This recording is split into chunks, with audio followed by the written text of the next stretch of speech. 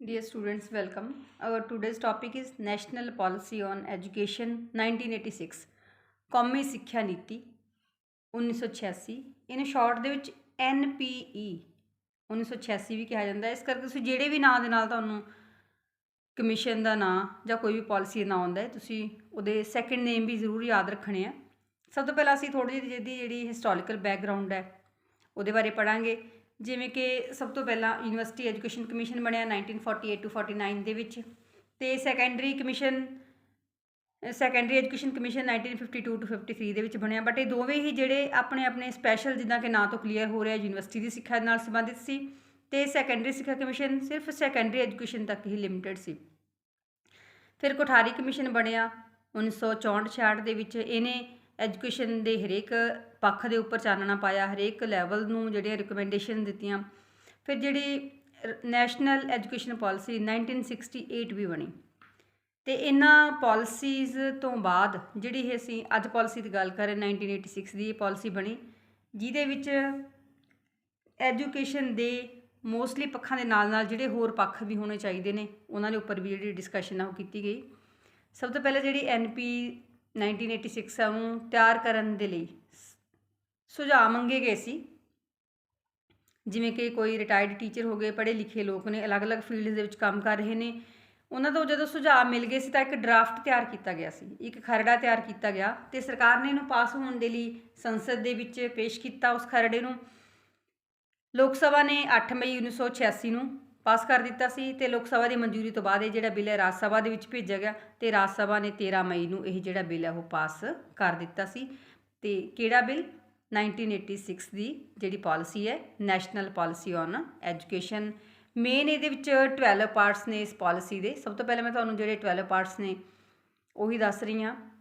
ਸਭ ਤੋਂ ਪਹਿਲਾ ਹੈ ਆਰੰਭਿਕ ਇੰਟਰੋਡਕਟਰੀ, ਦੂਸਰਾ ਹੈ ਸਿੱਖਿਆ ਦਾ ਸਾਰ ਅਤੇ ਭੂਮਿਕਾ ਦਾ essence and role of education.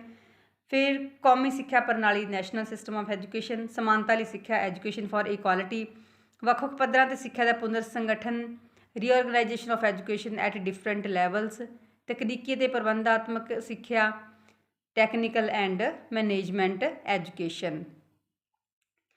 ਫਿਰ 7th ਪੁਆਇੰਟ ਹੈ ਪ੍ਰਣਾਲੀ ਨੂੰ ਕਾਰਜਸ਼ੀਲ ਬਣਾਉਣਾ, ਮੇਕਿੰਗ ਦਾ ਸਿਸਟਮ ਵਰਕ, ਵਿਸ਼ਾ ਸਮੱਗਰੀ ਅਤੇ ਸਿੱਖਿਆ ਦਾ ਨਵੀਨੀਕਰਨ, reorienting the content and process of education, teacher ਦੇ ਨਾਲ ਰਿਲੇਟਡ ਰਿਕਮੈਂਡੇਸ਼ਨਸ, ਸਿੱਖਿਆ ਦਾ ਪ੍ਰਬੰਧ, ਮੈਨੇਜਮੈਂਟ ਆਫ ਐਜੂਕੇਸ਼ਨ, ਸਾਧਨ ਅਤੇ ਪੁਨਰ ਨਿਰੀਖਣ, ਰਿਸੋਰਸਸ ਐਂਡ ਰਿਵਿਊ, ਅਤੇ ਜਿਹੜਾ ਲਾਸਟ 12th ਪੁਆਇੰਟ ਹੈ ਉਹ ਹੈ ਫਿਊਚਰ।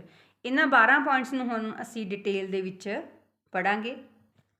ਡੀਅਰ ਸਟੂਡੈਂਟਸ, ਹੁਣ ਅਸੀਂ ਕਰਾਂਗੇ features of national policy on education. ਜਿਵੇਂ ਕਿ ਅਸੀਂ 12 ਪਾਰਟਸ ਦੀ ਗੱਲ ਕੀਤੀ ਹੈ, ਤਾਂ ਇਹਦੇ ਵਿੱਚ ਅਸੀਂ ਇਕੱਲੇ ਪਾਰਟ ਦੇ ਅੰਡਰ ਕਿਹੜੇ ਸਬ ਪੁਆਇੰਟਸ ਆਉਂਦੇ ਨੇ ਉਹਦੇ ਅਕੋਰਡਿੰਗ ਮੈਂ ਤੁਹਾਨੂੰ ਸਾਰੇ ਹੀ ਕਲੀਅਰ ਕਰਾਂਗੀ, ਅਤੇ ਤੁਸੀਂ ਵੀਡੀਓ ਨੂੰ ਐਂਡ ਤੱਕ ਦੇਖਣਾ ਹੈ। ਜੇਕਰ ਤੁਹਾਨੂੰ ਕਿਸੇ ਵੀ ਤਰ੍ਹਾਂ ਦੀ ਕੋਈ ਦਿੱਕਤ ਮਹਿਸੂਸ ਹੁੰਦੀ ਹੈ ਜਾਂ ਤੁਹਾਨੂੰ ਕੁਝ ਸਮਝ ਨਹੀਂ ਆਉਂਦਾ ਤਾਂ ਤੁਸੀਂ ਮੈਨੂੰ ਕਮੈਂਟ ਬਾਕਸ ਦੇ ਵਿੱਚ ਕਮੈਂਟ ਜ਼ਰੂਰ ਕਰਕੇ ਦੱਸਿਓ, ਤਾਂ ਜੋ ਮੈਂ ਤੁਹਾਡੀ ਜਿਹੜੀ ਪ੍ਰੋਬਲਮ ਹੈ ਉਹਨੂੰ ਹਰ ਹਾਲ ਸੋਲਵ ਕਰ ਸਕਾਂ।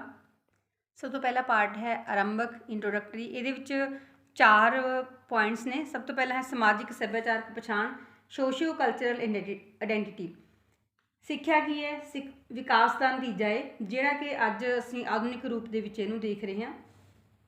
ਇਹਦੇ ਕਰਕੇ ਹਰੇਕ ਦੇਸ਼ ਦਾ ਜਿਹੜਾ ਆਪਣਾ ਇੱਕ ਸੱਭਿਆਚਾਰਕ ਪਛਾਣ ਹੁੰਦੀ ਹੈ ਉਹਦੀ, ਅਤੇ ਉਹ ਵਿੱਦਿਅਕ ਢਾਂਚੇ ਦੇ ਨਾਲ ਹੀ ਅਸੀਂ ਉਹਨੂੰ ਸਹੀ ਤਰੀਕੇ ਨਾਲ ਅੱਗੋਂ ਡਿਵੈਲਪਮੈਂਟ ਉਹਦੀ ਕਰ ਸਕਦੇ ਹਾਂ, ਅਤੇ ਇਹਨਾਂ ਜਿਹੜੇ ਹਾਲਾਤ ਨੇ ਉਹਨਾਂ ਨੂੰ ਵੀ ਅਸੀਂ ਕਾਬੂ ਦੇ ਵਿੱਚ ਰੱਖ ਸਕਦੇ ਹਾਂ। ਦੂਸਰਾ ਹੈ ਆਰਥਿਕ ਅਤੇ ਤਕਨੀਕੀ ਵਿਕਾਸ। ਆਰਥਿਕ ਅਤੇ ਤਕਨੀਕੀ ਵਿਕਾਸ ਵੀ ਜ਼ਰੂਰੀ ਹੈ, ਕਿਉਂਕਿ ਇਹਦੇ ਲਈ ਜਿਹੜੇ ਸਾਡੇ ਕੋਲ ਰਿਸੋਰਸਿਸ ਉਪਲਬਧ ਹੁੰਦੇ ਨੇ ਅਸੀਂ ਉਹਨਾਂ ਨੂੰ ਸਹੀ ਤਰੀਕੇ ਨਾਲ ਉਪਯੋਗ ਕਰਨਾ ਹੁੰਦਾ। ਇਹਦੇ ਲਈ ਜ਼ਰੂਰੀ ਕੀ ਹੁੰਦਾ ਕਿ ਜਿਹੜੇ ਲੋੜੀਂਦੇ ਕਦਮ ਨੇ ਉਹ ਚੁੱਕੇ ਜਾਣ। ਆਰਥਿਕ ਅਤੇ ਜਿਹੜੇ ਤਕਨੀਕੀ ਵਿਕਾਸ ਹੈ ਇਹ ਸਿੱਖਿਆ ਦੇ ਵਿਕਾਸ ਦੇ ਵਿੱਚ ਅਹਿਮ ਭੂਮਿਕਾ ਨਿਭਾਉਂਦਾ ਹੈ, ਇਸ ਕਰਕੇ ਨਾਲ ਇਹ ਵੀ ਜ਼ਰੂਰੀ ਹੈ। ਨੈਕਸਟ ਹੈ ਵਿਆਪਕ ਮੁੱਲ। ਨਵੀਂ ਸਿੱਖਿਆ ਨੀਤੀ ਦੇ ਨਿਰਮਾਣ ਦੇ ਉਦੇਸ਼ ਨਾਲ ਸਰਕਾਰ ਨੇ ਇਹ ਗੱਲ ਵੱਲ ਵੀ ਧਿਆਨ ਰੱਖਿਆ ਕਿ ਜਿਹੜੀ ਨੀਤੀ ਨਿਰਮਾਣ ਦੀ ਯੋਜਨਾ ਇਹਦੇ ਵਿੱਚ ਜਿਹੜੇ ਵਿਚਾਰ ਵਟਾਂਦਰਾ ਕੀ ਕੀਤਾ ਗਿਆ ਸੀ, ਸੰਮੇਲਨ ਕਰਵਾਏ ਗਏ ਸੀ, ਅਤੇ ਉਸ ਤੋਂ ਬਾਅਦ ਇਹ ਜਿਹੜੀ ਨੀਤੀ ਹੈ ਉਹ ਬਣਾਈ ਗਈ ਸੀ। ਇਹਦਾ ਜਿਹੜਾ ਨਿਰਮਾਣ ਸੰਭਵ ਹੋਇਆ ਸੀ ਕਿਉਂਕਿ ਇਹਨੂੰ ਜ਼ਿਆਦਾ ਲੋਕਾਂ ਤੋਂ ਸੁਜੈਸ਼ਨਸ ਮੰਗੇ ਗਏ ਸੀ। ਸਭ ਤੋਂ ਪਹਿਲਾਂ ਉਹਨਾਂ ਦੇ ਅਕੋਰਡਿੰਗ ਹੀ ਜਿਹੜੀ ਪਾਲਿਸੀ ਉਹ ਤਿਆਰ ਕੀਤੀ ਗਈ ਸੀ। ਇਸ ਕਰਕੇ ਇਹਦੇ ਵਿੱਚ ਮੀਨਜ਼ ਬਹੁਤ ਸਾਰੇ ਜਿਹੜੇ ਵੈਲਿਊਏਬਲ ਕੰਟੈਂਟ ਹੈ ਵੈਲਿਊਬਲ ਪੁਆਇੰਟਸ ਨੇ ਜਿਨ੍ਹਾਂ ਦੇ ਉੱਪਰ ਜਿਹੜੀ ਡਿਸਕਸ਼ਨ ਆ ਉਹ ਕੀਤੀ ਗਈ ਹੈ। ਨਵੀਆਂ ਚੁਣੌਤੀਆਂ, ਮਾਡਰਨ ਟਾਈਮ ਦੇ ਜੇਕਰ ਅਸੀਂ ਗੱਲ ਕਰੀਏ ਤਾਂ ਬਹੁਤ ਸਾਰੀਆਂ ਜਿਹੜੀਆਂ ਚੁਣੌਤੀਆਂ ਵੀ ਨੇ, ਜਿਵੇਂ ਕਿ ਲੋਕਾਂ ਦੀ ਜਿਹੜੀ ਸਮਾਜਿਕ ਤੇ ਰਾਜਨੀਤਿਕ ਸਥਿਤੀ ਉਹਦੇ ਵਿੱਚ ਪਰਿਵਰਤਨ ਆ ਗਿਆ ਹੈ। ਧਰਮ ਨਿਰਪੱਖਤਾ, ਸਮਾਜਵਾਦ ਤੇ ਲੋਕਤੰਤਰੀ ਕਿੱਤਾਮੁਖੀ ਧਰਮ ਇਹ ਚਿੰਤਾ ਦਾ ਵਿਸ਼ਾ ਬਣ ਰਹੇ ਨੇ ਤੇ ਇਹਦੇ ਅਕੋਰਡਿੰਗ ਸਿੱਖਿਆ ਦੋ ਰਾਹਾਂ ਦੇ ਉੱਪਰ ਆ ਗਈ ਹੈ, ਨਾ ਹੀ ਇਹਦਾ ਕੋਈ ਵਿਸਥਾਰ ਹੋ ਰਿਹਾ ਸੀ ਤੇ ਨਾ ਹੀ ਇਹਦੇ ਵਿੱਚ ਕੋਈ ਸੁਧਾਰ ਹੋ ਰਿਹਾ ਸੀ। ਇਸ ਕਰਕੇ ਨਵੇਂ ਚੈਲੰਜਸ ਨੂੰ ਧਿਆਨ ਦੇ ਵਿੱਚ ਰੱਖਦੇ ਹੋਏ ਜਿਹੜੀ ਇਹ ਪਾਲਿਸੀ ਹੈ ਉਹ ਬਣਾਈ ਗਈ। ਦੂਸਰਾ ਮੇਨ ਪੁਆਇੰਟ ਹੈ ਸਿੱਖਿਆ ਦਾ ਸਾਰ ਅਤੇ ਭੂਮਿਕਾ, ਦਾ essence and role of education. ਸਭ ਤੋਂ ਪਹਿਲਾਂ ਹੈ ਐਜੂਕੇਸ਼ਨ ਅਸੈਂਸ਼ੀਅਲ ਫॉर ਆਲ, ਸਿੱਖਿਆ ਸਭ ਲਈ ਜ਼ਰੂਰੀ। ਸਭ ਤੋਂ ਪਹਿਲਾਂ 'ਚ ਇਹ ਕਿਹਾ ਗਿਆ ਵੀ ਜਿਹੜੀ ਸਿੱਖਿਆ ਉਹ ਸਾਰਿਆਂ ਦੇ ਲਈ ਜ਼ਰੂਰੀ ਹੈ। ਇਹ ਹਰੇਕ ਵਿਅਕਤੀ ਦੀ, ਹਰੇਕ ਬੱਚੇ ਜਿਹੜੀ ਆਲਰਾਊਂਡ ਡਿਵੈਲਪਮੈਂਟ ਇਹ ਕਰਦੀ ਹੈ। ਵਿਆਪਕ ਭੂਮਿਕਾ, ਕੰਪਰੀਹੈਂਸਿਵ ਰੋਲ, ਸਿੱਖਿਆ ਹਰੇਕ ਫੀਲਡ ਦੇ ਵਿੱਚ ਜਿਹੜਾ ਆਪਣਾ ਕੰਪਰੀਹੈਂਸਿਵ ਰੋਲ ਉਹ ਪਲੇ ਕਰਦੀ ਹੈ। ਲੋਕਾਂ ਦੀਆਂ ਭਾਵਨਾਵਾਂ ਨੂੰ ਵੀ ਵਿਕਸਿਤ ਕਰਦੀ ਹੈ, ਜਿਹੜੀ ਕਿ ਰਾਸ਼ਟਰੀ ਏਕਤਾ ਹੋ ਗਈ ਤੇ ਮਨ ਦੀ ਆਤਮਾ ਦੀ ਸੁਤੰਤਰਤਾ ਉਹਦੇ ਵਿੱਚ ਵੀ ਸਹਾਇਕ ਹੁੰਦੀ ਹੈ। ਧਰਮ ਨਿਰਪੱਖਤਾ ਤੇ ਜਿਹੜੇ ਲੋਕਤੰਤਰੀ ਉਦੇਸ਼ਾਂ ਦੀ ਪ੍ਰਾਪਤੀ ਹੈ ਉਹਦੇ ਵਿੱਚ ਵੀ ਸਾਡੀ ਸਹਾਇਤਾ ਇਹ ਕਰਦੀ ਹੈ। ਨੈਕਸਟ ਹੈ ਡਿਵੈਲਪਮੈਂਟ ਆਫ ਮੈਨ ਪਾਵਰ, ਮਨੁੱਖੀ ਸ਼ਕਤੀ ਦਾ ਵਿਕਾਸ। ਮੈਨ ਪਾਵਰ ਹੈ ਜਿਹੜਾ ਮਨੁੱਖੀ ਸ਼ਕਤੀ ਉਹ ਕਿਸੇ ਵੀ ਦੇਸ਼ ਦਾ ਅਮੁੱਲ ਖਜ਼ਾਨਾ ਹੁੰਦੀ ਹੈ ਤੇ ਇਹਦੇ ਵਿੱਚ ਕੀ ਆ, ਅਸੀਂ ਹਿਊਮਨ ਪਾਵਰ ਦਾ, ਜਿਹੜੀ ਮੈਨ ਪਾਵਰ ਹੈ ਉਹਦੀ ਸਹੀ ਤਰੀਕੇ ਨਾਲ ਡਿਵੈਲਪਮੈਂਟ ਕਰਨੀ ਹੈ। ਜਿਹੜੀ ਡਿਵੈਲਪਮੈਂਟ ਹੈ ਉਹ ਸਿਰਫ ਐਜੂਕੇਸ਼ਨ ਦੇ ਨਾਲ ਹੀ ਹੋ ਸਕਦੀ ਹੈ। ਨੈਕਸਟ ਹੈ ਅਦੁੱਤੀ ਨਿਵੇਸ਼, ਯੂਨੀਕ ਇਨਵੈਸਟਮੈਂਟ। ਇਸ ਪਾਲਿਸੀ ਦੇ ਵਿੱਚ ਸਿੱਖਿਆ ਨੂੰ ਇੱਕ ਯੂਨੀਕ ਇਨਵੈਸਟਮੈਂਟ ਦੱਸਿਆ ਗਿਆ ਜੋ ਕਿ ਅਸੀਂ ਪ੍ਰੈਜ਼ੈਂਟ ਦੇ ਵਿੱਚ ਖਰਚ ਕਰ ਰਹੇ ਹਾਂ, ਬਟ ਸਾਨੂੰ ਇਹਦਾ ਜਿਹੜਾ ਮੁਨਾਫਾ ਹੈ ਉਹ ਫਿਊਚਰ ਦੇ ਵਿੱਚ ਹੋਣ ਵਾਲਾ ਹੁੰਦਾ ਹੈ। ਤੀਸਰਾ ਪੁਆਇੰਟ ਹੈ ਰਾਸ਼ਟਰੀ ਸਿੱਖਿਆ ਪ੍ਰਣਾਲੀ, ਨੈਸ਼ਨਲ ਸਿਸਟਮ ਆਫ ਐਜੂਕੇਸ਼ਨ। ਸਭ ਤੋਂ ਪਹਿਲਾਂ ਹੈ ਰਾਸ਼ਟਰੀ ਸਿੱਖਿਆ ਪ੍ਰਣਾਲੀ ਦੀ ਧਾਰਨਾ, concept of national system of education. National system of education ਤੋਂ ਭਾਵ ਇਹ ਹੈ ਕਿ ਇੱਕ ਫਿਕਸ ਲੈਵਲ ਤੱਕ ਸਾਰੇ ਬੱਚਿਆਂ ਨੂੰ ਜਾਤ, ਨਸਲ, ਧਰਮ, ਲਿੰਗ, ਜਨਮ ਸਥਾਨ ਜਾਂ ਕਿਸੇ ਵੀ ਹੋਰ ਜਿਹੜੀ ਭੇਦਭਾਵ ਤੋਂ ਮੁਕਤ ਹੋ ਕੇ ਜਿਹੜੀ ਬੱਚਿਆਂ ਨੂੰ ਕੁਆਲਿਟੀ ਦੀ ਐਜੂਕੇਸ਼ਨ ਆ ਉਹ ਦੇਣੀ। ਨੈਕਸਟ ਹੈ ਵਿਦਿਅਕ ਢਾਂਚਾ 10+2+3 ਸਿਸਟਮ। ਇਸ ਪਾਲਿਸੀ ਦੇ ਵਿੱਚ ਜਿਹੜਾ ਐਜੂਕੇਸ਼ਨ ਸਟਰਕਚਰ ਆ ਉਹਦੇ ਵਿੱਚ ਕਿਹਾ ਗਿਆ ਵੀ ਜਿਹੜੀ ਐਜੂਕੇਸ਼ਨ ਆ ਉਹ 10+2+3 ਦੇ ਹਿਸਾਬ ਦੇ ਨਾਲ ਦੇਣੀ ਹੈ, ਭਾਵ 10 ਸਾਲਾਂ ਦੀ ਜਿਹੜੀ ਆਰੰਭਿਕ ਸਿੱਖਿਆ ਦੇਣੀ ਹੈ। ਇਹਦੇ ਵਿੱਚ 5 ਸਾਲ ਦੀ ਪ੍ਰਾਇਮਰੀ, 3 ਸਾਲ ਦੀ ਮੁੱਢਲੀ ਤੇ 2 ਸਾਲ ਦੀ ਹਾਈ ਸਕੂਲ ਦੀ ਐਜੂਕੇਸ਼ਨ ਤੇ 2 ਸਾਲ ਦੀ ਹਾਇਰ ਸੈਕੰਡਰੀ ਤੇ 3 ਸਾਲ ਦੀ ਜਿਹੜੀ ਡਿਗਰੀ ਹੈ, ਮੀਨਸ ਕਿ 10+2+3 ਦੇ ਹਿਸਾਬ ਨਾਲ ਸਾਰਿਆਂ ਨੂੰ ਐਜੂਕੇਸ਼ਨ ਦੇਣੀ ਹੈ।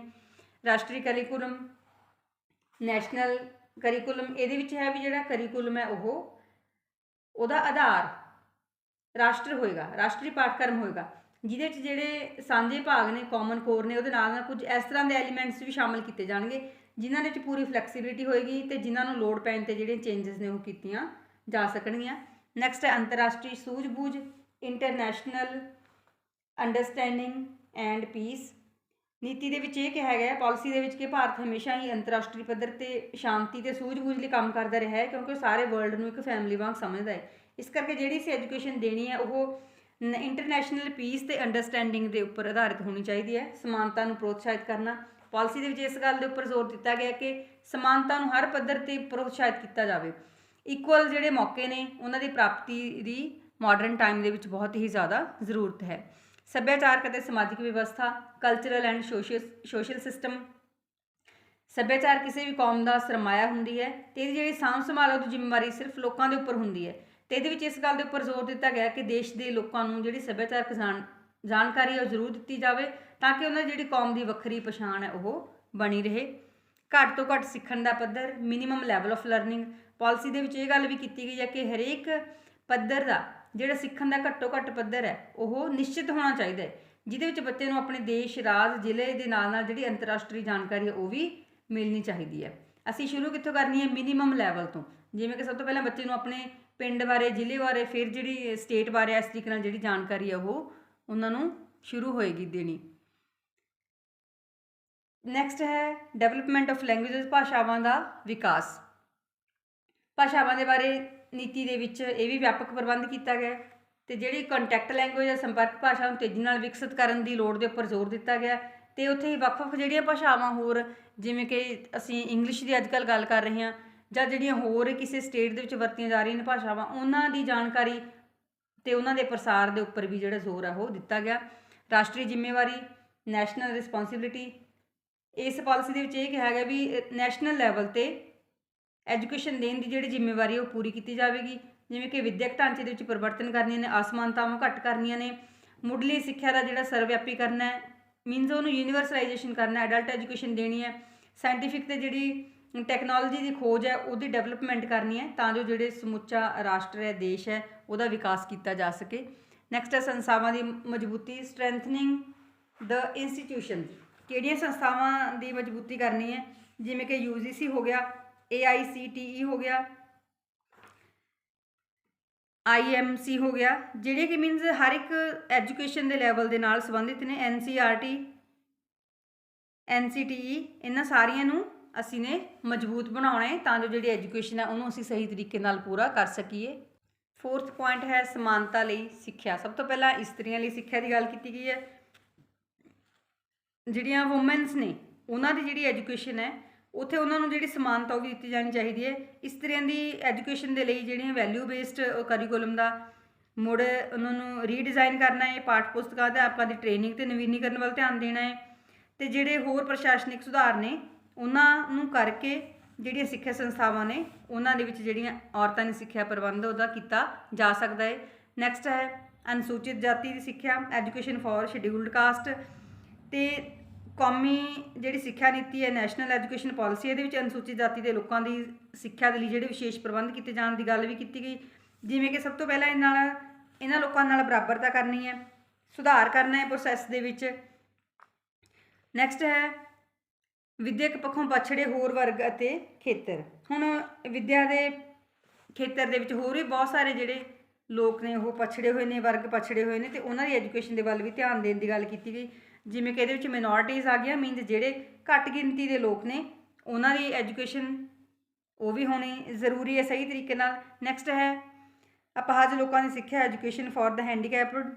ਇਹ ਪਾਲਿਸੀ ਦੇ ਵਿੱਚ ਜਿਹੜੇ ਹੈਂਡੀਕੈਪਡ ਪਰਸਨ ਨੇ ਉਹਨਾਂ ਨੂੰ ਮੋਟੀਵੇਟ ਕਰਨ ਦੇ ਲਈ ਹਰ ਤਰ੍ਹਾਂ ਜਿਹੜੇ ਉਪਰਾਲੇ ਨੇ ਉਹ ਕਰਨ ਦੀ ਗੱਲ ਕੀਤੀ ਗਈ ਹੈ। ਅਤੇ ਇਹਦੇ ਵਿੱਚ ਕਿਹਾ ਹੈਗਾ ਵੀ ਜੇਕਰ ਕੋਈ ਮਾਮੂਲੀ ਅਪਾਹਜ ਨੇ, ਮੀਨਸ ਘੱਟ ਹੈਂਡੀਕੈਪਡ ਨੇ, ਅਤੇ ਹਰ ਛੋਟੇ ਪੱਧਰ 'ਤੇ ਜਿਹੜੇ ਅਪਾਹਜ ਨੇ ਉਹਨਾਂ ਦੇ ਲਈ ਸਿੱਖਿਆ ਜਿਹੜਾ ਪ੍ਰਬੰਧ ਹੈ ਉਹ ਸਾਂਝੇ ਸਕੂਲਾਂ ਦੇ ਵਿੱਚ ਹੀ ਕੀਤਾ ਜਾਵੇ।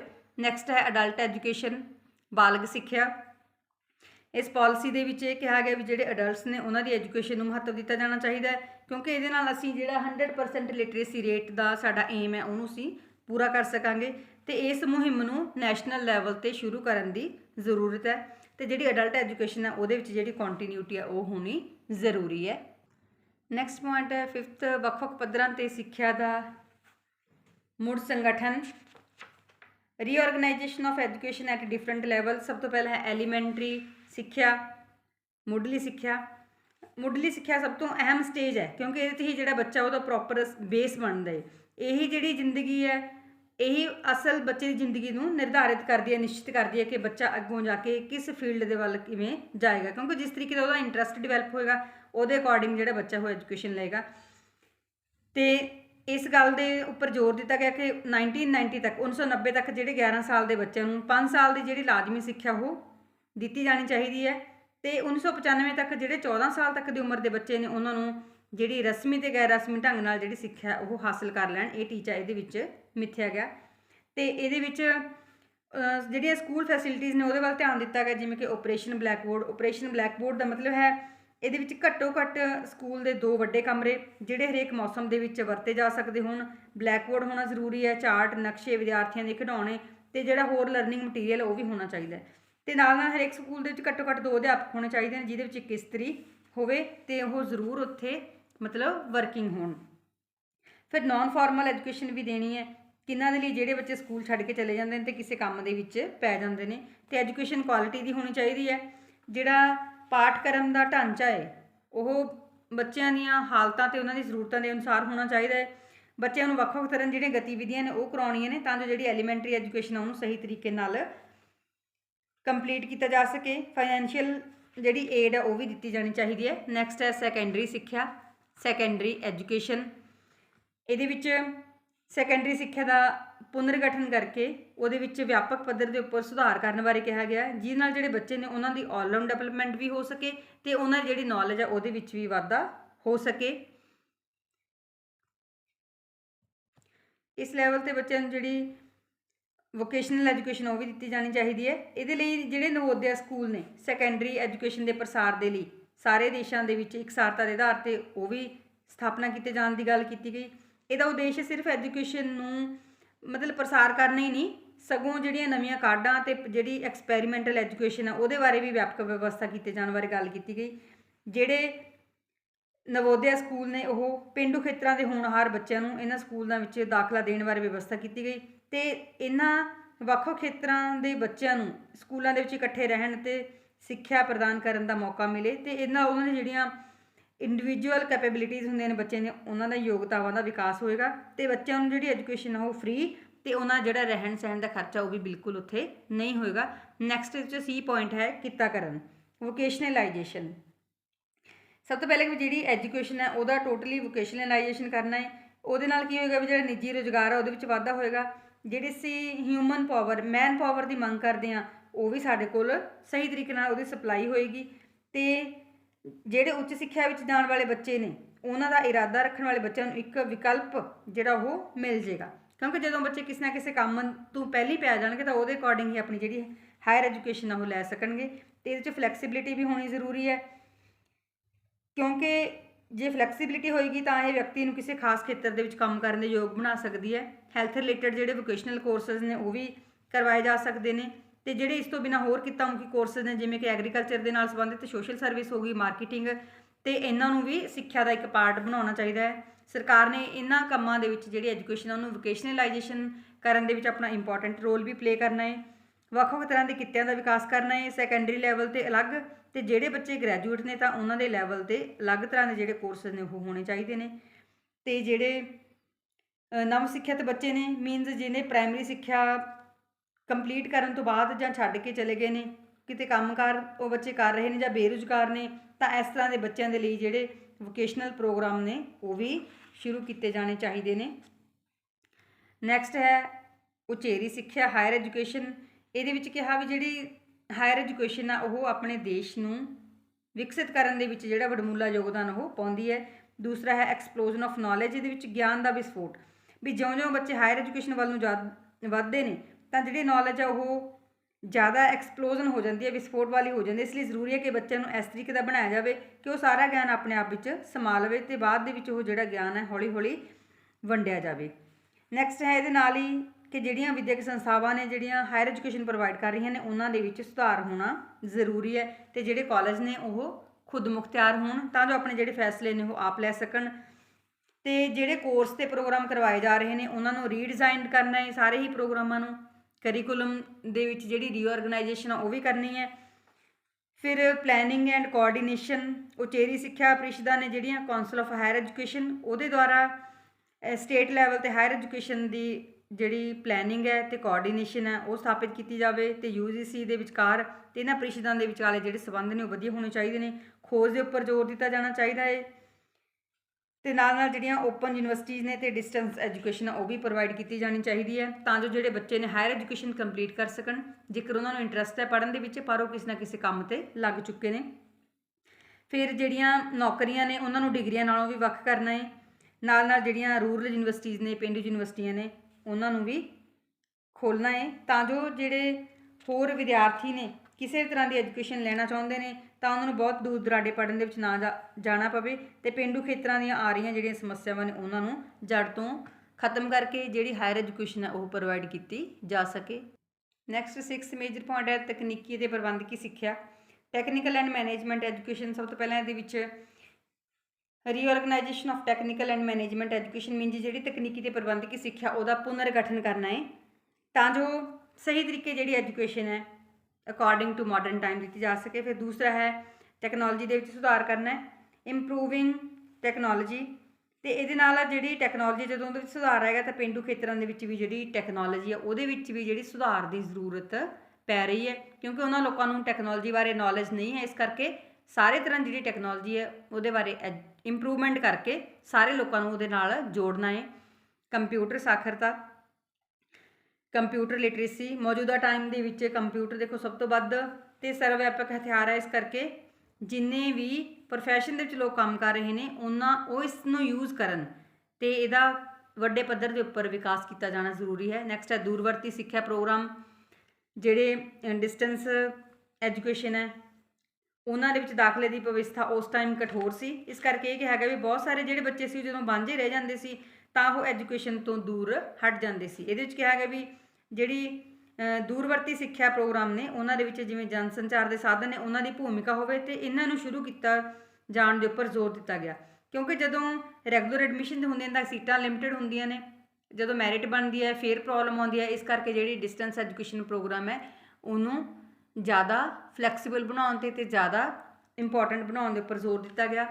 ਤੇ ਕਮਜ਼ੋਰ ਵਰਗਾਂ ਨੂੰ ਪ੍ਰੋਤਸਾਹਿਤ, ਪ੍ਰਮੋਟਿੰਗ ਦਾ ਵੀਕਰ ਸੈਕਸ਼ਨਸ, ਰਸਮੀ ਤੇ ਗੈਰ ਰਸਮੀ ਟੈਕਨੀਕਲ ਐਜੂਕੇਸ਼ਨ ਦੇ ਪ੍ਰੋਗਰਾਮਾਂ ਦੀ ਵਿਵਸਥਾ ਇਸ ਤਰ੍ਹਾਂ ਕੀਤੀ ਜਾਣੀ ਚਾਹੀਦੀ ਹੈ ਕਿ ਜਿਹਦੇ ਵਿੱਚ ਔਰਤਾਂ, ਕੋਈ ਹੈਂਡੀਕੈਪਡ ਪਰਸਨ ਨੇ, ਅਨੁਸੂਚਿਤ ਜਾਤੀ ਜਾਂ ਜਨਜਾਤੀ ਨਾਲ ਸੰਬੰਧਿਤ ਨੇ, ਆਰਥਿਕ ਪੱਖੋਂ ਕਮਜ਼ੋਰ ਜਾਂ ਕੋਈ ਸਮਾਜਿਕ ਪੱਖ ਤੋਂ ਪਛੜੇ ਹੋਏ ਲੋਕ ਨੇ, ਉਹਨਾਂ ਨੂੰ ਲਾਭ ਮਿਲ ਸਕੇ। ਨੈਕਸਟ ਹੈ ਮੰਗ ਨਾਲ ਨਿਪਟਣਾ, ਟੂ ਮੀਟ ਦਾ ਡਿਮਾਂਡ। ਕਿੱਤਾ ਮੁਖੀ ਸਿੱਖਿਆ ਤੇ ਇਹਦੇ ਵਿਕਾਸ ਲਈ ਜ਼ਰੂਰੀ ਹੈ ਕਿ ਖੇਤਰ ਲਈ ਕਾਫੀ ਗਿਣਤੀ ਦੇ ਵਿੱਚ ਅਧਿਆਪਕ ਤੇ ਜਿਹੜੇ ਹੋਰ ਪੇਸ਼ਾਵਰ ਅਧਿਆਪਕ ਨੇ ਉਹਨਾਂ ਦੀ ਮੰਗ ਨੂੰ ਪੂਰਾ ਕੀਤਾ ਜਾਵੇ। ਤੇ ਇਸ ਲਈ ਜ਼ਰੂਰੀ ਹੈ ਕਿ ਜਿਹੜੀ ਐਜੂਕੇਸ਼ਨ ਹੈ ਉਹ ਟੈਕਨੋਲੋਜੀ, ਪਾਠਕ੍ਰਮ ਤੇ ਇਸ ਨਾਲ ਸੰਬੰਧਿਤ ਜਿਹੜੇ ਹੋਰ ਪ੍ਰੋਗਰਾਮ ਨੇ ਉਹਨਾਂ ਦੇ ਵਿੱਚ ਸੁਧਾਰ ਜ਼ਰੂਰੀ ਹੈ, ਤਾਂ ਜੋ ਜਿਸ ਚੀਜ਼ ਦੀ ਡਿਮਾਂਡ ਹੋਏਗੀ ਅਸੀਂ ਉਹਦੇ ਅਕੋਰਡਿੰਗ ਉਸ ਮੰਗ ਨੂੰ ਪੂਰਾ ਕਰ ਸਕੀਏ। ਨੈਕਸਟ ਹੈ ਨਵੀਆਂ ਖੋਜਾਂ ਅਤੇ ਵਿਕਾਸ। ਇਹਦੇ ਵਿੱਚ ਇਸ ਗੱਲ 'ਤੇ ਜ਼ੋਰ ਦਿੱਤਾ ਗਿਆ ਕਿ ਜਿਹੜੀਆਂ ਖੋਜ ਪ੍ਰਕਿਰਿਆਵਾਂ ਨੇ ਸਿੱਖਿਆ ਦੇ ਵਿੱਚ ਉਹ ਨਵੀਨੀਕਰਨ ਦਾ ਸਾਧਨ ਨੇ, ਇਸ ਕਰਕੇ ਉਚੇਰੀ ਸਿੱਖਿਆ ਸੰਸਥਾਵਾਂ ਵਿੱਚ ਇਸ ਗੱਲ ਨੂੰ ਜਿਹੜੀ ਪਹਿਲ ਹੈ ਉਹ ਦਿੱਤੀ ਜਾਣੀ ਚਾਹੀਦੀ ਹੈ ਤੇ ਨਾਲ ਜਿਹੜੀ ਮੈਨ ਪਾਵਰ ਹੈ ਉਹਦੇ ਵਿੱਚ ਕੁਆਲਿਟੀ ਆਏਗੀ। ਨੈਕਸਟ ਹੈ ਪ੍ਰਣਾਲੀ ਨੂੰ ਕਾਰਜਸ਼ੀਲ ਬਣਾਉਣਾ, ਮੇਕਿੰਗ ਦਾ ਸਿਸਟਮ ਵਰਕ। ਸਭ ਤੋਂ ਪਹਿਲਾਂ ਹੈ ਉਚਿਤ ਵਾਤਾਵਰਨ, ਪ੍ਰੋਪਰ ਇਨਵਾਇਰਨਮੈਂਟ। ਸਿੱਖਿਆ ਪ੍ਰਣਾਲੀ ਨੂੰ ਵਰਕਿੰਗ ਬਣਾਉਣ ਦੇ ਲਈ, ਕਾਰਜਸ਼ੀਲ ਬਣਾਏ ਰੱਖਣ ਵਾਸਤੇ ਜ਼ਰੂਰੀ ਹੈ ਕਿ ਜਿਹੜਾ ਸਿੱਖਣ ਦਾ ਮਾਹੌਲ ਹੈ ਉਹ ਤਿਆਰ ਕੀਤਾ ਜਾਵੇ। ਸਿੱਖਿਆ ਇਸ ਤਰ੍ਹਾਂ ਦੇ ਮਾਹੌਲ ਦੀ ਡਿਮਾਂਡ ਕਰਦੀ ਹੈ ਜਿਹਦੇ ਵਿੱਚ ਉਦੇਸ਼ ਵੀ ਇਸਨੇ ਪ੍ਰਾਪਤ ਕਰਨੇ ਨੇ ਤੇ ਉਦੇਸ਼ਾਂ ਦੇ ਪ੍ਰਤੀ ਜਾਗਰੂਕਤਾ ਵੀ ਹੋਣੀ ਜ਼ਰੂਰੀ ਹੈ। ਬੌਧਿਕ ਵਿਕਾਸ ਦੇ ਨਾਲ ਨਾਲ ਜਿਹੜੀਆਂ ਨਵੀਆਂ ਖੋਜਾਂ ਨੇ ਤੇ ਜਿਹੜੀਆਂ ਰਚਨਾਤਮਕ ਕਿਰਿਆਵਾਂ ਨੇ ਉਹਨਾਂ ਦਾ ਉਚਿਤ ਵਿਕਾਸ ਕਰਨ ਦੇ ਉੱਪਰ ਜ਼ੋਰ ਦਿੱਤਾ ਗਿਆ। ਦੂਸਰਾ ਹੈ ਅਧਿਆਪਕਾਂ ਦੀ ਭੂਮਿਕਾ, ਰੋਲ ਆਫ ਟੀਚਰਸ। ਜੇਕਰ ਅਸੀਂ ਪੂਰੇ ਸਿਸਟਮ ਦੀ ਗੱਲ ਕਰੀਏ ਤਾਂ ਐਜੂਕੇਸ਼ਨ ਸਟਰਕਚਰ ਦੇ ਵਿੱਚ ਜਿਹੜੇ ਅਧਿਆਪਕ ਨੇ ਉਹਨਾਂ ਦੀ ਭੂਮਿਕਾ ਅਹਿਮ ਹੁੰਦੀ ਹੈ। ਇਸ ਕਰਕੇ ਆਮ ਲੋਕਾਂ ਦਾ ਸਿੱਖਿਆ ਪ੍ਰਣਾਲੀ ਵਿੱਚ ਬਹੁਤ ਜ਼ਿਆਦਾ ਵਿਸ਼ਵਾਸ ਹੁੰਦਾ, ਕਿਉਂਕਿ ਉਹਨਾਂ ਨੂੰ ਲੱਗਦਾ ਕਿ ਜਿਹੜਾ ਅਧਿਆਪਕ ਹੈ ਉਹੀ ਬੱਚਿਆਂ ਨੂੰ ਵਧੀਆ ਤਰੀਕੇ ਨਾਲ ਸਿਖਾਏਗਾ ਤੇ ਉਹ ਇਸ ਤੋਂ ਜਿਹੜੇ ਵਧੀਆ ਰਿਜ਼ਲਟਸ ਨੇ ਉਹਨਾਂ ਦੀ ਮੰਗ ਵੀ ਕਰਦੇ ਨੇ। ਇਸ ਕਰਕੇ ਇਹ ਜ਼ਰੂਰੀ ਹੋ ਜਾਂਦਾ ਕਿ ਜਿਹੜੇ ਅਸੀਂ ਅਧਿਆਪਕਾਂ ਦੀ ਭੂਮਿਕਾ ਦੀ ਗੱਲ ਕਰਦੇ ਹਾਂ ਤਾਂ ਅਧਿਆਪਕ ਸਭ ਤੋਂ ਪਹਿਲਾਂ ਇਸ ਵਰਗ ਦੀ ਪੂਰਤੀ ਕੀਤੀ ਜਾਣੀ ਜ਼ਰੂਰੀ ਹੈ, ਮੀਨਸ ਇਹ ਸਾਡੇ ਕੋਲ ਜ਼ਿਆਦਾ ਅਵੇਲੇਬਲ ਹੋਣੇ ਚਾਹੀਦੇ ਨੇ। ਨੈਕਸਟ 8th ਪੁਆਇੰਟ ਹੈ ਸਿੱਖਿਆ ਸਮੱਗਰੀ ਤੇ ਪ੍ਰਕਿਰਿਆ ਦਾ ਨਵੀਨੀਕਰਨ ਹੈ, reorienting the content and process of education.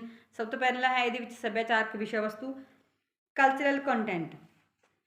ਜਿਹੜਾ ਪ੍ਰੈਜ਼ੈਂਟ ਅਸੀਂ ਐਜੂਕੇਸ਼ਨਲ ਸਟਰਕਚਰ ਦੀ ਗੱਲ ਕਰਦੇ ਹਾਂ ਇਹਦੇ ਵਿੱਚ ਸਿੱਖਿਆ ਨੂੰ ਇਸ ਤਰ੍ਹਾਂ ਦੀ ਕੜੀ ਦੇ ਰੂਪ ਵਿੱਚ ਵਿਕਸਿਤ ਕੀਤਾ ਜਾਣਾ ਜ਼ਰੂਰੀ ਹੈ ਕਿ ਜਿਹੜੀ ਮਾਡਰਨ ਟੈਕਨੋਲੋਜੀ ਅਤੇ ਦੇਸ਼ ਦਾ ਸੱਭਿਆਚਾਰ ਦੋਵੇਂ ਹੀ ਧਿਆਨ ਕੇਂਦਰਿਤ ਰਹਿਣ। ਦੂਸਰਾ ਹੈ ਕਦਰਾਂ ਕੀਮਤਾਂ ਆਧਾਰਿਤ ਸਿੱਖਿਆ, ਵੈਲਿਊ ਬੇਸਡ ਐਜੂਕੇਸ਼ਨ। ਤੇ ਜਿਹੜੀ ਐਜੂਕੇਸ਼ਨ ਬੱਚਿਆਂ ਨੂੰ ਪ੍ਰੋਵਾਈਡ ਕਰਨੀ ਹੈ ਉਹ ਵੈਲਿਊ ਬੇਸਡ ਹੋਣੀ ਚਾਹੀਦੀ ਹੈ ਤੇ ਇਹਦੇ ਲਈ ਜਿਹੜਾ ਕਰਿਕੂਲਮ ਹੈ ਉਹਨੂੰ ਰੀਡਿਜ਼ਾਈਨ ਕੀਤੇ ਜਾਣ ਦੀ ਜ਼ਰੂਰਤ ਹੈ। ਨੈਕਸਟ ਹੈ ਗੁਣਾਤਮਕ ਪੁਸਤਕਾਂ ਦੀ ਉਪਲਬਧਤਾ, ਅਵੇਲੇਬਿਲਿਟੀ ਆਫ ਕੁਆਲੀਟੇਟਿਵ ਬੁੱਕਸ। ਪਾਲਿਸੀ ਦੇ ਵਿੱਚ ਇਸ ਗੱਲ 'ਤੇ ਵੀ ਜ਼ੋਰ ਦਿੱਤਾ ਗਿਆ ਕਿ ਪੁਸਤਕਾਂ ਦੇ ਵਿੱਚ ਸੁਧਾਰ ਕੀਤਾ ਜਾਵੇ ਤੇ ਇਸ ਗੱਲ ਦਾ ਧਿਆਨ ਰੱਖਿਆ ਜਾਵੇ ਕਿ ਹਰੇਕ ਲੈਵਲ 'ਤੇ ਵੱਖ-ਵੱਖ ਕਿਸਮ ਦੀਆਂ ਜਿਹੜੀਆਂ ਕਿਤਾਬਾਂ ਨੇ ਉਹ ਮੌਜੂਦ ਹੋਣ ਤਾਂ ਜੋ ਅਸੀਂ ਵੱਖ-ਵੱਖ ਤਰ੍ਹਾਂ ਦੇ ਲੋਕਾਂ ਦੀਆਂ ਜਿਹੜੀਆਂ ਡਿਮਾਂਡਸ ਨੇ ਉਹਨਾਂ ਨੂੰ ਪੂਰਾ ਕਰ ਸਕੀਏ। ਨੈਕਸਟ ਹੈ ਮੌਜੂਦਾ ਲਾਇਬ੍ਰੇਰੀਆਂ ਵਿੱਚ ਸੁਧਾਰ, ਇੰਪਰੂਵਮੈਂਟ ਇਨ ਐਗਜ਼ਿਸਟਿੰਗ ਲਾਇਬ੍ਰੇਰੀਜ਼। ਦੇਸ਼ ਦੇ ਵਿੱਚ ਜਿਹੜੀਆਂ ਮੌਜੂਦਾ ਲਾਇਬ੍ਰੇਰੀਜ਼ ਨੇ ਉਹਨਾਂ ਦੀ ਜਿਹੜੀ ਕੰਡੀਸ਼ਨ ਹੈ, ਹਾਲਤ ਹੈ ਉਹ ਬਹੁਤੀ ਵਧੀਆ ਨਹੀਂ ਹੈ। ਇਸ ਕਰਕੇ ਇਸ ਕਮਿਸ਼ਨ ਨੇ ਸੁਝਾਅ ਦਿੱਤਾ ਕਿ ਜਿਹੜੀਆਂ ਮੌਜੂਦਾ ਲਾਇਬ੍ਰੇਰੀਆਂ ਨੇ ਉਹਨਾਂ ਦੇ ਵਿੱਚ ਇੰਪਰੂਵਮੈਂਟ ਕਰਨ ਦੀ ਜ਼ਰੂਰਤ ਹੈ। ਨੈਕਸਟ ਹੈ ਵਿਦਿਅਕ technology, educational technology. Modern time ਦੇ ਵਿੱਚ ਜਿਹੜਾ ਮਾਸ ਮੀਡੀਆ ਉਹਨੇ ਹਰੇਕ ਖੇਤਰ ਦੇ ਵਿੱਚ ਆਪਣੀ ਜਿਹੜੀ ਇੰਪੋਰਟੈਂਸ ਹੈ ਉਹ ਸਾਨੂੰ ਦਰਸਾ ਦਿੱਤੀ ਹੈ। ਇਹਦੇ ਨਾਲ ਕੀ ਹੋਇਆ ਵੀ ਜਿਹੜਾ ਪ੍ਰਬੰਧ ਕਰਨਾ ਅਸੀਂ ਤੇ ਉਹਦੇ ਨਾਲ ਜਿਹੜਾ ਸਮੇਂ ਦੀ ਬੱਚਤ ਵੀ ਹੋਈ ਹੈ। ਇਸ ਕਰਕੇ ਐਜੂਕੇਸ਼ਨ ਦੇ ਵਿੱਚ ਜਿਹੜੀ ਟੈਕਨੋਲੋਜੀ ਹੈ ਉਹਨੂੰ ਯੂਜ਼ ਕਰਨਾ ਜ਼ਰੂਰੀ ਹੈ। ਨੈਕਸਟ ਹੈ ਵਰਕ ਐਕਸਪੀਰੀਅੰਸ, ਕਾਰਜ ਅਨੁਭਵ।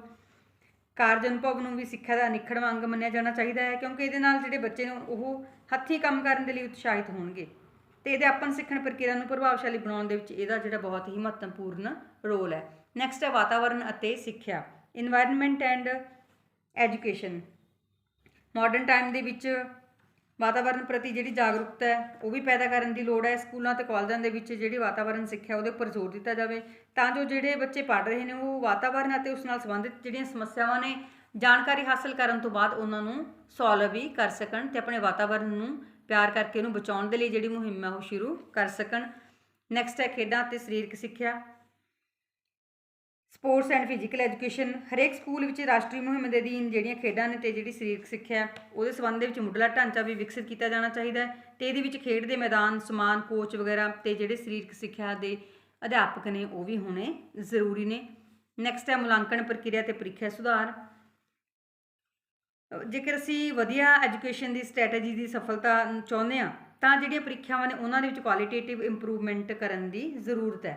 ਲੋੜ ਇਸ ਗੱਲ ਦੀ ਹੁੰਦੀ ਹੈ ਕਿ ਜਿਹੜਾ ਮੌਜੂਦਾ ਆਪਣਾ ਪ੍ਰੀਖਿਆ ਦਾ ਸਿਸਟਮ ਹੈ ਇਹਦੇ ਵਿੱਚ ਸੁਧਾਰ ਕੀਤਾ ਜਾਵੇ ਅਤੇ ਨਾਲ ਨਾਲ ਜਿਹੜਾ ਮੁਲਾਂਕਣ ਹੈ ਅਤੇ ਪ੍ਰੀਖਿਆ ਉਹਨੂੰ ਵਿਦਿਆਰਥੀ ਦੇ ਵਿਕਾਸ ਦਾ ਇੱਕ ਜਿਹੜਾ ਸ਼ਕਤੀਸ਼ਾਲੀ ਸਾਧਨ ਹੈ ਉਹ ਬਣਾਇਆ ਜਾ ਸਕੇ।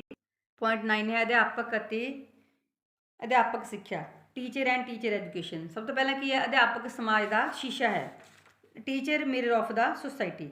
ਅਧਿਆਪਕ ਕਿਸੇ ਵੀ ਸਮਾਜ ਦਾ ਸ਼ੀਸ਼ੇ ਦੀ ਤਰ੍ਹਾਂ ਹੁੰਦਾ ਹੈ ਅਤੇ ਅਧਿਆਪਕਾਂ ਦੀ ਜਿਹੜੀ ਸਥਿਤੀ ਹੁੰਦੀ ਹੈ ਉਹ ਉੱਥੋਂ ਦਾ ਸਮਾਜਿਕ ਅਤੇ ਸੱਭਿਆਚਾਰਕ ਝਲਕ ਨੂੰ ਪੇਸ਼ ਕਰਦੀ ਹੈ। ਸਰਕਾਰ ਅਤੇ ਸਮਾਜ ਨੂੰ ਅਜਿਹੀ ਜਿਹੜੀ ਸਥਿਤੀ ਪੈਦਾ ਕਰਨੀ ਚਾਹੀਦੀ ਹੈ ਜਿਹਦੇ ਵਿੱਚ ਅਧਿਆਪਕ ਨੂੰ ਰਚਨਾਤਮਕ ਅਤੇ ਜਿਹੜੀਆਂ ਸਿਰਜਣਾਤਮਕ ਕਿਰਿਆਵਾਂ ਨੇ ਉਹ ਕਰਨ ਦੇ ਲਈ ਪ੍ਰੇਰਿਆ ਜਾ ਸਕੇ। ਨੈਕਸਟ ਹੈ ਭਰਤੀ ਅਤੇ ਸੇਵਾਵਾਂ ਸ਼ਰਤਾਂ, ਰਿਕਰੂਟਮੈਂਟ ਐਂਡ ਸਰਵਿਸ ਕੰਡੀਸ਼ਨ। ਅਧਿਆਪਕਾਂ ਦੀ ਜਿਹੜੀ ਭਰਤੀ ਹੈ ਉਹਦੇ ਮਾਪਦੰਡਾਂ ਨੂੰ ਰੀਆਰਗਨਾਈਜ਼ ਕੀਤਾ ਜਾਵੇ, ਪੁਨਰ ਸੰਗਠਿਤ ਕੀਤਾ ਜਾਵੇ। ਉਹਨਾਂ ਦੀ ਭਰਤੀ ਕਰਨ ਵੇਲੇ ਮੈਰਿਟ, ਕੋਈ ਯੋਗਤਾ ਜਿਹੜੀ ਰੱਖੀ ਗਈ ਹੈ, ਓਬਜੈਕਟਿਵਿਟੀ, ਵਸਤੂਨਿਸ਼ਟਤਾ ਹੋਣੀ ਜ਼ਰੂਰੀ ਹੈ, ਸਥਾਈਕਰਨ ਹੋਣਾ ਜ਼ਰੂਰੀ ਹੈ, ਮੀਨਸ ਕਿ ਜਿਵੇਂ ਪਰਮਾਨੈਂਟ ਕੋਈ ਠੇਕਾ ਆਧਾਰ ਦਾ ਇਸ ਤਰੀਕੇ ਦੀਆਂ ਪੋਸਟਾਂ ਕੱਢੀਆਂ ਜਾਂਦੀਆਂ ਨੇ ਅਤੇ ਇਹਨਾਂ ਨਿਯਮਾਂ ਨੂੰ ਧਿਆਨ ਦੇ ਵਿੱਚ ਰੱਖਿਆ ਜਾਵੇ ਅਤੇ ਉਹਨਾਂ ਦੀ ਜਿਹੜੀ ਤਨਖਾਹ ਹੈ ਅਤੇ ਸੇਵਾ ਸ਼ਰਤਾਂ ਨਿਰਧਾਰਿਤ ਕਰਨ ਵੇਲੇ ਇਸ ਗੱਲ ਦਾ ਧਿਆਨ ਦਿੱਤਾ ਜਾਵੇ ਕਿ ਉਹਨਾਂ ਦੀ ਸਮਾਜਿਕ ਅਤੇ ਪੇਸ਼ੇਵਰ ਜਿਹੜੀਆਂ ਜ਼ਿੰਮੇਵਾਰੀਆਂ ਨੇ ਉਹ ਕੀ ਨੇ, ਕਿ ਉਹਨਾਂ ਨੇ ਕਿਹੜੇ ਕਿਹੜੇ ਜਿਹੜੇ ਕੰਮ ਨੇ ਉਹ ਕਰਨੇ ਨੇ। ਨੈਕਸਟ ਹੈ ਅਧਿਆਪਕ ਯੂਨੀਅਨ। ਅਧਿਆਪਕ ਜਿਹੜੀਆਂ ਯੂਨੀਅਨ ਨੇ ਉਹਨਾਂ ਨੂੰ ਪੇਸ਼ੇਵਰ ਏਕਤਾ ਬਣਾਈ ਰੱਖਣ, ਅਧਿਆਪਕਾਂ ਦਾ ਰੁਤਬਾ ਵਧਾਉਣ ਅਤੇ ਪੇਸ਼ੇਵਰ ਦੀ ਦੁਰਵਰਤੋਂ ਨੂੰ ਰੋਕਣ ਵਾਲਾ ਜਿਹੜਾ ਉਹਦੇ ਵੱਲ ਮਹੱਤਵਪੂਰਨ ਇਹਨਾਂ ਨੇ ਭੂਮਿਕਾ ਨਿਭਾਉਣੀ ਚਾਹੀਦੀ ਹੈ। ਇਸ ਕਰਕੇ ਜਿਹੜੇ ਅਧਿਆਪਕ ਨੇ ਉਹ ਆਪਣੀ ਜਿਹੜੀ ਯੂਨੀਅਨ ਆ ਉਹ ਬਣਾ ਸਕਦੇ ਨੇ। ਨੈਕਸਟ ਹੈ ਅਧਿਆਪਕ ਸਿੱਖਿਆ ਦਾ ਪੁਨਰ ਨਿਰੀਖਣ। ਜਿਹੜੀ ਟੀਚਰ ਐਜੂਕੇਸ਼ਨ ਹੈ ਉਹਦਾ ਪੁਨਰ ਨਿਰੀਖਣ ਕਰਕੇ ਵਿਆਪਕ ਪੱਧਰ 'ਤੇ ਜਿਹੜੇ ਪ੍ਰੋਗਰਾਮ ਨੇ ਉਹਨਾਂ ਦਾ ਨਿਰਮਾਣ ਕਰਨਾ ਜ਼ਰੂਰੀ ਹੈ ਤਾਂ ਜੋ ਜਿਹੜੀ ਐਜੂਕੇਸ਼ਨ ਹੈ ਉਹਦੇ ਵਿੱਚ ਸਹੀ ਤਰੀਕੇ ਦੀ ਕੰਟੀਨਿਊਟੀ ਬਣੀ ਰਹੇ। ਨੈਕਸਟ ਹੈ ਸਿਖਲਾਈ ਸੰਸਥਾਵਾਂ, ਟ੍ਰੇਨਿੰਗ ਇੰਸਟੀਚਿਊਟਸ। ਇਹਨਾਂ ਦਾ ਕੀ ਕਰਨਾ ਹੈ, ਨਵੀਨੀਕਰਨ ਕਰਨਾ ਹੈ, ਇਹਨਾਂ ਨੂੰ ਰੀਓਰੀਐਂਟ ਕਰਨਾ ਹੈ। ਜਿਵੇਂ ਕਿ ਡਾਈਟਸ ਹੋ ਗਈਆਂ ਤਾਂ ਜ਼ਿਲ੍ਹਾ ਪੱਧਰ ਦੀਆਂ ਜਿਹੜੀਆਂ ਸੰਸਥਾਵਾਂ ਨੇ ਉਹਨਾਂ ਦੇ ਵਿੱਚ ਇਹਦੇ ਅਕੋਰਡਿੰਗ ਜਿਹੜੇ ਸੰਸਥਾਵਾਂ ਦੇ ਵਿੱਚ ਸੇਵਾਕਾਲੀਨ ਜਿਹੜੇ ਅਧਿਆਪਕ ਨੇ ਉਹਨਾਂ ਨੂੰ ਟ੍ਰੇਨਿੰਗ ਵੀ ਦਿੱਤੀ ਜਾਵੇ ਤਾਂ ਕਿ ਉਹਨਾਂ ਜਿਹੜਾ ਗਿਆਨ ਹੈ ਉਹਦੇ ਵਿੱਚ ਵਾਧਾ ਕੀਤਾ ਜਾ ਸਕੇ ਅਤੇ ਉਹਨਾਂ ਦੇ ਗਿਆਨ ਨੂੰ ਨਵਾਂ ਬਣਾਇਆ ਜਾ ਸਕੇ। NCT ਨੂੰ ਮਜ਼ਬੂਤ ਬਣਾਉਣਾ, ਅਧਿਆਪਕ ਸਿੱਖਿਆ ਦੇ ਮਿਆਰ ਨੂੰ ਉੱਚਾ ਚੁੱਕਣ ਦੇ ਲਈ ਜਿਹੜੀ NCT ਹੈ ਉਹਨੂੰ ਲੋੜੀਂਦੇ ਸਾਧਨ ਮੁਹੱਈਆ ਕਰਵਾਏ ਜਾਣੇ ਚਾਹੀਦੇ ਨੇ। ਇਸ ਤੋਂ ਇਲਾਵਾ ਅਧਿਆਪਕ ਸਿੱਖਿਆ ਨੂੰ ਮਾਨਤਾ ਦਿਵਾਉਣ, ਕੋਈ ਜਿਹੜਾ ਪਾਠਕ੍ਰਮ ਹੈ ਅਤੇ ਜਾਂ ਵਿਧੀਆਂ ਨੇ ਉਹਨਾਂ ਦਾ ਸੁਧਾਰ ਕਰਨ ਦੇ ਲਈ ਜਿਹੜੀ NCT ਹੈ ਇਹਨੂੰ ਸਮਰੱਥ ਕੀਤਾ ਜਾਣਾ ਜ਼ਰੂਰੀ ਹੈ। ਸਮਰੱਥ ਦਾ ਮਤਲਬ ਮਜ਼ਬੂਤ ਕੀਤਾ ਜਾਣਾ ਜ਼ਰੂਰੀ। ਨੈਕਸਟ 10th ਪੁਆਇੰਟ ਹੈ ਸਿੱਖਿਆ ਦਾ ਪ੍ਰਬੰਧ, ਦਾ ਮੈਨੇਜਮੈਂਟ ਆਫ ਐਜੂਕੇਸ਼ਨ। ਸਭ ਤੋਂ ਪਹਿਲਾਂ ਮੈਨੇਜਮੈਂਟ ਜਿਹੜਾ ਹੈਗਾ ਉਹ ਨੈਸ਼ਨਲ ਲੈਵਲ 'ਤੇ ਹੈ, ਰਾਸ਼ਟਰੀ ਪੱਧਰ 'ਤੇ ਪ੍ਰਬੰਧ। ਰਾਸ਼ਟਰੀ ਪੱਧਰ 'ਤੇ ਕੇਂਦਰੀ ਸਿੱਖਿਆ ਜਿਹੜੇ ਸਲਾਹਕਾਰ ਬੋਰਡ ਨੇ ਉਹਨਾਂ ਦਾ ਵਿਕਾਸ, ਸੁਧਾਰ ਅਤੇ ਜਿਹੜੀ ਦੇਖ ਰੇਖ ਹੈ ਉਹ ਵਿਆਪਕ ਭੂਮਿਕਾ ਨਿਭਾ ਸਕਦੀ ਹੈ। ਇਹ ਜਿਹੜੇ ਵੱਖ-ਵੱਖ ਕਮੇਟੀਆਂ ਅਤੇ ਹੋਰ ਮਸ਼ੀਨਰੀ ਦੀ ਸਹਾਇਤਾ ਨਾਲ ਇਸ ਗੱਲ ਨੂੰ ਯਕੀਨੀ ਬਣਾਉਣਗੇ ਕਿ ਵੱਖ-ਵੱਖ ਜਿਹੜੇ ਹਿਊਮਨ ਰਿਸੋਰਸਿਸ ਨੇ ਉਹਨਾਂ ਦੇ ਵਿਚਕਾਰ ਜਿਹੜਾ ਸਹਿਯੋਗ ਹੈ ਉਹ ਬਣਿਆ ਰਹੇ। ਨੈਕਸਟ ਹੈ ਮੈਨੇਜਮੈਂਟ ਐਟ ਸਟੇਟ ਲੈਵਲ, ਰਾਜ ਪੱਧਰ 'ਤੇ। ਇਹਦੇ 'ਤੇ state advisory board of education ਸਥਾਪਿਤ ਕੀਤਾ ਜਾ ਸਕਦਾ ਹੈ ਸਰਕਾਰਾਂ ਤਾਂ ਜੋ ਸਟੇਟ ਨੂੰ ਰਾਜ ਦੇ ਮਸਲਿਆਂ 'ਤੇ, ਐਜੂਕੇਸ਼ਨ ਨਾਲ ਰਿਲੇਟਡ ਮਸਲਿਆਂ 'ਤੇ ਜਿਹੜੀ ਸਲਾਹ ਹੈ ਉਹ ਦਿੱਤੀ ਜਾ ਸਕੇ। ਨੈਕਸਟ ਹੈ ਜ਼ਿਲ੍ਹਾ ਅਤੇ ਸਥਾਨਕ ਪੱਧਰ 'ਤੇ ਪ੍ਰਬੰਧ, management at district and local level. Higher secondary level 'ਤੇ ਸਿੱਖਿਆ ਦੇ ਪ੍ਰਬੰਧ ਲਈ ਜ਼ਿਲ੍ਹਾ ਸਿੱਖਿਆ ਬੋਰਡ ਨੇ, ਡਿਸਟ੍ਰਿਕਟ ਬੋਰਡ ਆਫ ਐਜੂਕੇਸ਼ਨ ਇਹ ਬਣਨਗੇ।